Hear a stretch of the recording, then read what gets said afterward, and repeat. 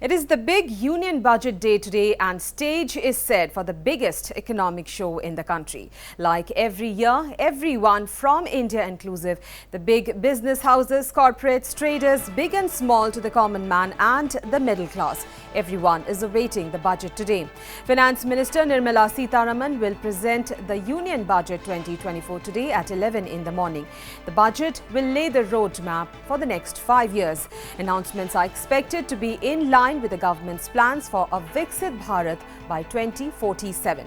This will be the first budget of Modi 3.0 after being voted back to power for a record third term. Expectations are high among the common man, the middle class and the salaried individuals. Will they get some tax relief? Will Finance Minister Nirmala Sitharaman's 7th budget and Prime Minister Modi's 11th budget be music to the ears for all? Will it be a sweet and pleasing for all budget? Budget 2024 is likely to announce a record capital expenditure with a strong emphasis on roadways and Indian railways. This is part of a broader effort to boost infrastructure development across the country as India is set to become the third largest economy with a GDP of $5 trillion in 3 years. Taxpayers, particularly the middle class, are looking forward to possible changes in the income tax slabs and tax relief from Modi 3.0. The fiscal deficit target of FY25 is projected to remain at 5.1% of GDP as indicated in the interim budget. Focus will also be on job creation through capital expenditure and targeted social spending aligned with Viksit Bharat initiative. There might also be a roadmap outlined for fiscal consolidation beyond fiscal year 2026. And for this, we will have to wait till 11 a.m. today for the budget 2024-25. Earlier yesterday, the economic survey presented by Finance Minister Nirmala Sitharaman projected a real GDP growth of 6.5 to 7% in the current fiscal.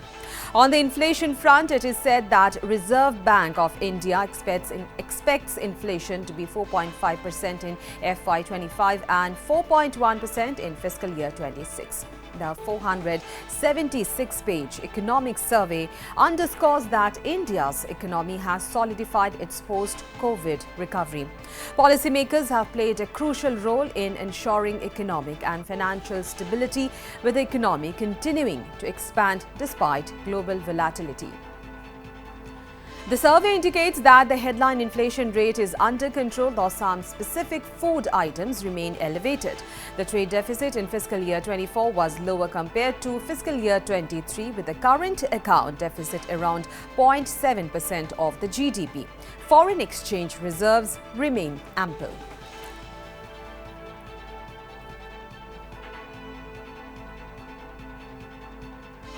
And from the industry to opposition, all eyes are glued on today's budget. Let's have a look. मेरे ख्याल से conservative है.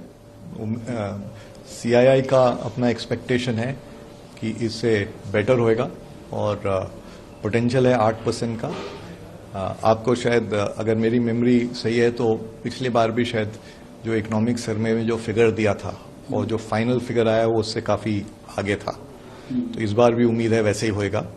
और आपने बताया एकदम सही कि पहले भी आरबीआई का एस्टिमेट इनफैक्ट 7 था, 7.2 हुआ है और ग्लोबल एजेंसीज ने भी 7 किया है. पहले 6.8 था, तो आगे बढ़ा है. हाई फ्रीक्वेंसी इंडिकेटर्स भी पॉजिटिव हैं और एक्सपेक्टेशन है इस बार एग्रीकल्चर भी बेटर करेगा, सर्विसेज सेक्टर में भी कुछ बढ़त होएगा. और ग्लोबल ट्रेड जो एक नेगेटिव टेरिटरी में था पिछले साल -1.2, इस बार WTO का एस्टिमेट है कि 2.2% के आसपास होएगा. So all these are positives. So इसके कारण और साथ में एक्सपेक्टेशन ये भी है वेरी क्लियरली कि जो एक रिफॉर्म की जर्नी थी, पॉलिसी इंटरवेंशंस जो काफी सालों से हो रहे हैं जिससे बेनिफिट आया है, वो पॉलिसीज नीतियां सिर्फ कंटिन्यू नहीं होंगी, मतलब जैसे पब्लिक कैपेक्स वगैरह का, प्लस ऑल्सो नई पॉलिसीज एरिया जहां पे रिफॉर्म करना है उस पे और काम होएगा. Good part in this whole structure that I can see is the maturity of this system that India has.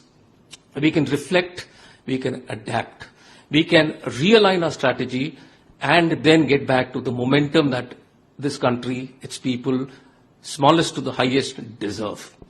So when I look at the economic survey, it is clearly a testament to the adaptability and forward-thinking approach that the government is now kind of looking at. So obviously I'm not going to talk about the numbers that the survey has already put forward, but I think it is clearly aligned to the Viksit Bharat a dream that India has, and I think everyone should work to make that real happen.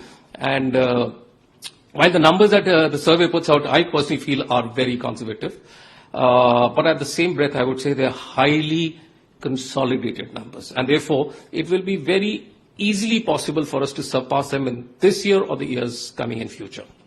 Another caveat that I will put here is that it is extremely important that the governments of the states and the centers work aligned towards a common goal. Tell me any report on the Indian economy which is not bright under Mr. Modi's dispensation. It's all propaganda and spin. The actual reality of the fact that food inflation is at 10%, very high, and it's crippling people's livelihoods. That doesn't find mention. Unemployment. They say 80 lakh jobs have to be created every year for the next 20 years. What was created in the last 10 years? In fact, there's been a decline. We have the highest rate of child malnutrition in the world. So what is this entire thing about your economy and poverty reduction? If there's anything, poverty is increasing. देखिए, आज जो economic survey आया उसका सार एक ही बात से आप समझ सकते हो कि दुनिया में भारत एकलौता ऐसा राष्ट्र है जो हाई ग्रोथ और लो इन्फ्लेशन पर खड़ा है। ना अमेरिका है, ना चीन है, ना यूके है, ना जर्मनी है, ना जापान है, ना इंडोनेशिया है, ना वियतनाम है, ना ताइवान है। सिर्फ भारत हाई ग्रोथ लो इन्फ्लेशन। हमारी जो वित्तीय वर्ष 2024 की ग्रोथ रही 8.2% और इन्फ्लेशन 5% से कम रहा। तो ये भारत की आर्थिक ताकत को दिखाता है। ये पिछले 10 साल की उन आर्थिक नीतियों का नतीजा है कि आज भी हम हाई ग्रोथ और लो इन्फ्लेशन पर इकलौता राष्ट्र के रूप में खड़े हैं। Expectations from the budget, I am not optimistic. I am very worried about the employment situation.